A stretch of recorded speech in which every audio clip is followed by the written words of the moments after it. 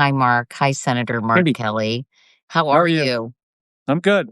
Thank you so much for doing this, Mark. I know I texted you at the last minute. I'm so grateful. First and foremost, how the hell are you? I'm okay. I was here for 7 weeks straight through the government shutdown. Longest I've been here for, one stretch. I did not go back to Arizona where a bunch of my Republican House colleagues on the other side of the aisle, other side of the building, they got 7 weeks of paid vacation. And I was here trying to get this all sorted out. God, So welcome to government, Senator. not like NASA. I worked for the government my almost my entire adult life from the time I was 22, but it was 25 years in the Navy, 15 years of that at NASA. Does not run like the United States Congress. I'm sure. Well, listen, I've got a bunch of things to talk to you about, but I don't want to take too much of your time. I watched the video yesterday, Mark. Senator Kelly. Mark Kelly, obviously, you guys know, is the senator, junior senator. Aren't you the junior senator? Senior Yeah, senator from Arizona. I got to that's know okay. Mark.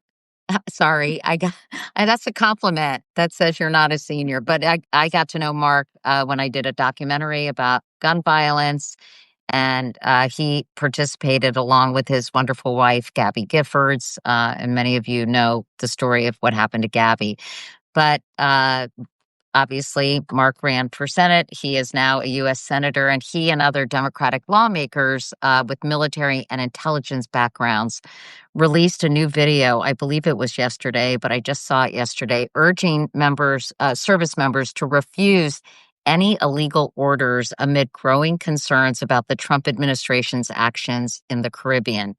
And he's also been pushing for full transparency in the developing Epstein case. So, first of all, I wanted to ask you about this video, Mark, because I did have a conversation with a former senator, and he basically suggested our way out of this mess was the military, which I thought was really interesting, suggesting the military just not agree to certain orders in terms of trying to do something about sort of undemocratic things that are happening in the Trump administration. Interesting, right?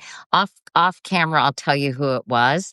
But basically, what was your message to the military and why did you guys release this video? Well, Katie, first of all, members of the military need to comply with orders, legal orders. But I also, I think it's important to say that there is nothing more American than supporting the Constitution. And what that means is if somebody gets an illegal order, and that's what this video was about, and I'll tell you why we did it in a second. If somebody gets an illegal order, not only do they not have to um, execute that illegal order, it's in the Uniform Code of Military Justice that they can. It's very clearly stated. Folks right now in the military, the what we're hearing are a little bit freaked out about what's going on. We have a president who has sent troops into U.S. cities to go after peaceful protesters, and that's disturbing to members of the military that are not trained for police actions. And This is also violates the this. Posse Comitatus Act, right? It does. Yes, I mean there was no declaration of a rebellion or insurrection. And he's using the military in a way that presidents have not used it before. What feels like for purely political purposes to send messages. And I'm really concerned that he's doing this for reasons to just get people comfortable with the military being there. Now, that other, senator who mentioned you, like the path out of this is the military. A No, coup. the path out of the issues we currently face because of this administration is the next election and the election after that. We have an election in 2026, less than a year away. Got an opportunity for Democrats to win the House or the Senate or both. And in 2028, we have a presidential election. And the American people get to decide, do they want to continue these kind of policies? Do they want to continue with mass deportations, with the government chasing people down and ripping communities apart? Do they want to continue this policy of what feels like extrajudicial punishment in the Caribbean for drug smugglers? I, I don't like drug smugglers. I don't want to see drugs coming into this country. Nobody does. And I'm not that sad when drug smugglers go away, but it should be done legally. And it's questionable right now whether what is happening in the Caribbean is legal. I've received some briefs on this from the administration. I have to say, Katie, they were tying themselves in knots trying to explain to us, not just to the Democrats, but also to the Republicans who had a lot of questions. They had a lot of really good questions about how is this legal, what you're doing.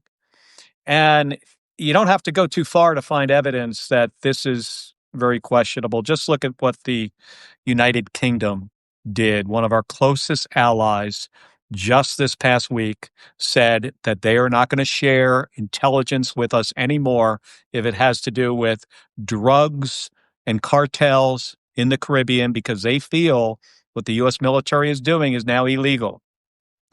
What are So you guys doing though, Mark? I mean, so what do you do? So you'd believe there's a good chance it's not legal. So what are the steps that you and well, we other continue members? to ask. I'm going to have another brief about this tomorrow, and we've got some information over in the skiff that I'm going to dig into at about 9 a.m. tomorrow, and then we're going to get some other folks from DoD over here to talk us through this, once more. Um, we we put out that video because I know people are really unsettled in the U.S. military. Are they crossing a line? And it is just a reminder to them that in the Uniform Code of Military Justice, it clearly states that members of the military have to follow orders, but they are not required. They actually are not allowed to follow illegal orders. Sometimes it can be hard for people to distinguish what is legal and what isn't. And it's really challenging for them to navigate this. We wanted to let them know that if they have to make this kind of decision, we have their backs. So are you hearing from members of the military or and some of your colleagues who also participated in that video?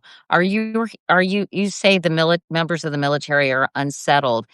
Are you getting actual intel or even calls from people in the military saying, "We don't feel comfortable with this"? And I if I have so, yes. I was just gonna say, sorry, and then you can answer, but if so, what are their options? And can they just say, "I don't feel comfortable with this order. I don't think it's illegal." And what happens to them if they do that? Well, if they don't think it's illegal, they're required to follow orders from their No, chain if of command. they don't think it's legal, sorry, Yeah. I apologize, yeah. Let me give you an example of an illegal order. Let's say a president decides that to break up a a disruption, a protest in a city, that he wants the U.S. military to shoot protesters in the legs. That is unconstitutional. That is an illegal order. And it might sound to some people, well, that would never happen. But this president, in his first term, actually asked that question of his military leadership. Can't we just shoot them in the legs? Now, ultimately, they did not do that. And he got good advice. My concern is what if he doesn't get good advice the next time and that order goes down the chain of command? That is an example of an illegal order. And I don't think it's out of the question that you could see this president. He is not a typical commander in chief. Well, I'll give him that. He's got some ideas and he says things that you would never expect any of the previous presidents. He's also, by the way, Katie, and I think this is what makes his time really challenging, is that Donald Trump looks for every opportunity to divide us as a nation. He's got exactly the opposite instinct of every president that has ever served in office. And to what end? Why do you think that's the case? I just see it. Every other president, when something happens, when there's an event, when there's something that's challenging for the American people, challenging for our nation, they use that as an opportunity to try to bring us together. The president does not do that. You know, just look at what happened after Charlie Kirk was assassinated. That memorial service. Charlie Kirk's wife was talking about forgiveness. Donald Trump follows her on stage and talks about how he hates his political opponents or his political enemies, he may have called them. I don't know exactly what he said, but how he hates them. And that is un-American to say that. And when you say that, people listen to him.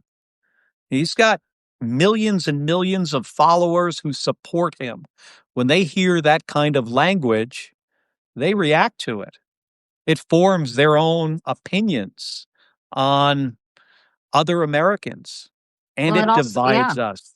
it has a It trickle just, down effect. So much yeah, of the presidency is a ceremonial job, and it's really as a role model for yeah, kids even about how to comport oneself. yeah. And I mean, could you ever see George H.W. Bush or George W. Bush or Ronald Reagan saying anything like that?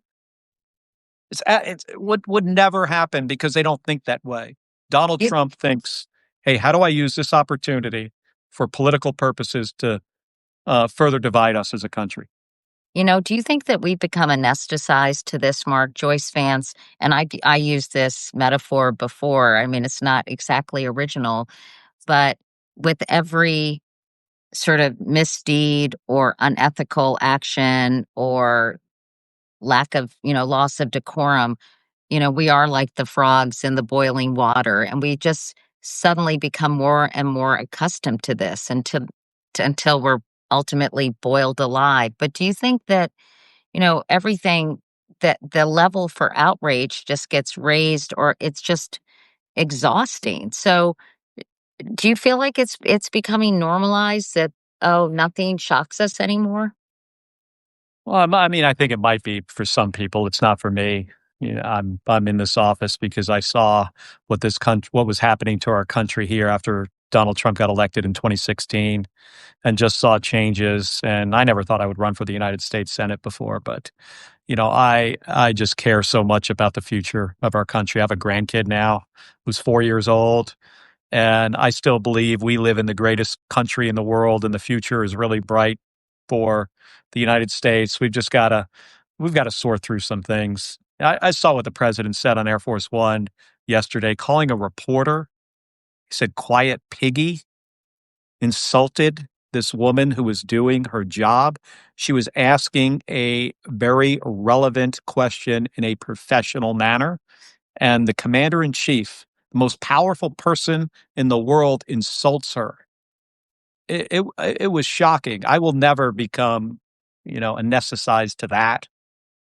The way he treats the press is just, I mean, the press has such an important role in maintaining and holding together our democracy and shedding light on what the government is doing. I see this erosion in local press who can't even, afford to keep the doors open anymore. Yeah. And that is really disturbing. But the way that the president treats members of the press is will always be shocking to me. And what he said, the other night is just it was outrageous and it was wrong. We've been talking about that. I was talking earlier to Jen Psaki about that because I thought she'd have a really interesting perspective. Just getting back real quickly to your video, Mark, that were military and intelligence vets like you, basically said you don't have to follow orders or we'll have your back if you don't, if you No, think they're that's not Katie. We said that you do not have to follow illegal okay, orders. sorry, illegal orders. You're And actually you're actually required to follow orders unless no, you're sorry. illegal. Sorry. I'm sorry I didn't say illegal. My bad. But that basically that under the military code of justice, which you just referred to, you don't have to do things that you believe are unconstitutional. Um, So I guess the Trump administration responded. I'm sure you know Stephen Miller accused you of openly calling for insurrection, and I'm curious to get your response to that. Well, I mean, Stephen Miller says ridiculous things. I served this country for 25 years. I flew, in combat. Who does Stephen Miller serve? He's not sticking up for the Constitution. He's not sticking up for members of the military. He serves one person, and that's Donald Trump. As far as I can tell, that's basically all he's ever done. He's a sycophant for this president. Presidents put a lot of people around him like that. I mean, the General John Kelly, who was his chief of staff, McMaster's, who was his national security advisor. In his first term, he had people around him who would tell him when he is wrong, when this is a horrible idea. General I think Mattis, we should add. John Mattis, I think it was Mark Milley, the chairman of the Joint Chiefs, who was the guy who was told, hey, can't we just shoot him in the legs? Mark Milley is not going to allow that to happen. These were patriots who care about the Constitution, care about our country. I mean, one of the things that worries me the most is that Donald Trump is now surrounded by a bunch of yes people that just care about his approval, do not care about the Constitution. Stephen Miller should be able to read the Uniform Code of Military Justice and read the Constitution. And he should be able to understand. I think he's smart enough to understand what our message was. But he's got an audience of one. He's just trying to curry some favor with Donald Trump, which is what he does every single day. So I am not surprised. Before we go, Mark, I just want to kind of get your take on this whole Epstein files situation, the about face Donald Trump did, the fact that there was an almost unanimous vote in the House and Senate, save one. Was it a senator or a congressman from Louisiana? He Clay. was a House member. Yeah. Yeah, Yeah. What was that guy thinking? I don't Let know. me, there are 535 members of the House and the Senate combined. That guy is now on an island by himself. And even when Donald Trump executed the biggest flip flop in the country's history, right? I mean, you've been watching this stuff for a long time. Have you ever seen somebody do a 180 like that? I mean, calling this a hoax. If it's a hoax, these women were not abused, right? He was saying this is all made up. And then he does a 180 because he saw he was going to lose because Republicans in the House, not all of them, but some of them knew what the right thing to do was and that accountability in our nation is important. And these women who were abused by these powerful, rich and powerful men have a right to get some accountability. I mean, I can't remember a time where a president of the United States has done a 180 like that and now is all for full transparency. I hope we get the transparency. Well, I Um, was going to ask you, where do you see this all shaking out, Mark? I mean, Senator Kelly, they're going to come out. I guess in 30 days they're required to come out. You know, are we going to learn anything new about I don't this know. whole sick chapter? I have no idea what the DOJ is sitting on. The stuff that was released by Congress came directly from the estate of Jeffrey Epstein. I imagine they have all those records, but they also have all the records from the DOJ investigation into Jeffrey Epstein and into others. I imagine so. That's probably a lot of additional material. What are they going to do over the next 30 days? I mean, Donald Trump did a pretty good job of putting people in positions where their loyalty is to him and not the Constitution. My hope is they don't decide to break the law and purge these records. You certainly want to take out the information you know about victims, and there's certain things that you don't want to release to the public. Um, but information about who was involved, yeah, sure. And even that, if that's the president of the United States, I mean, we know, that he has some level of involvement in the stuff that was released by Congress, by the Oversight Committee in the House, his name was mentioned, I think, 1,000 or more times, a lot. So I would expect that what DOJ releases, his name will probably be in there, and he should be held accountable. I'm not accusing him of anything, but rich and powerful men, when they abuse young women, minors in this case, need to be held accountable for their actions. But don't you think the DOJ is going to scrub any mention of Donald Trump within an inch of their lives? I mean, he's already launched an investigation into Democrats that could have been involved, and he keeps mentioning Bill Clinton and Larry Summers. So, why do you think that Pam Bondi would not just get rid of all references to Donald Trump, or maybe just keep a few that are not particularly damaging? Because if she's doing that, then she is breaking the law. And, my hope is that the Attorney General of the United States is going to comply with the law. And the law is that they should release all these files. Well, to be continued as always, Senator Mark Kelly. Mark, great to see you. Thank you, and thank you for sticking around for 7 weeks straight to try to hammer all this stuff out. And real quickly, do you think that you know ending the government shutdown is ultimately a good thing for Democrats or a bad thing for Democrats? This isn't like, is this good or bad? This isn't a political thing. This is really about fighting for Americans' health care. They can't afford it. I've got constituents who I've spoke to that are if we're not able to get Republican support for what we're going to do in December here, and my Republican colleagues are going to have an opportunity, to support, some fixes to this. But I've got people that just are going to lose their health care. Some of these people are sick, have pre-existing conditions. I talked to a woman down there in Yuma who her name was Jessica, I think, and her insurance is going to go from about 500 and something dollars a month to 3,100. You can't afford it. And that's one of at least maybe 10 or a dozen people I talked to are going to be in the same situation. Can't afford healthcare anymore. And then if they drop it, they are one accident or illness away from bankruptcy. And that is a big problem for them. So we're going to continue to try to address this. Do you think the Republicans, do you have much faith that they really want to fix the situation? And do you think Democrats will compromise on some things that will make this, actually doable? Well, we're going to try to work with them on it, and we'll ultimately see what they want to do, what they're willing to do, what Donald Trump lets them do. Okay, on that happy note, Mark, thanks a lot. Good to see you. I hope I see you soon in person. Yeah, good to see you, Katie. Thank you. Okay, thanks.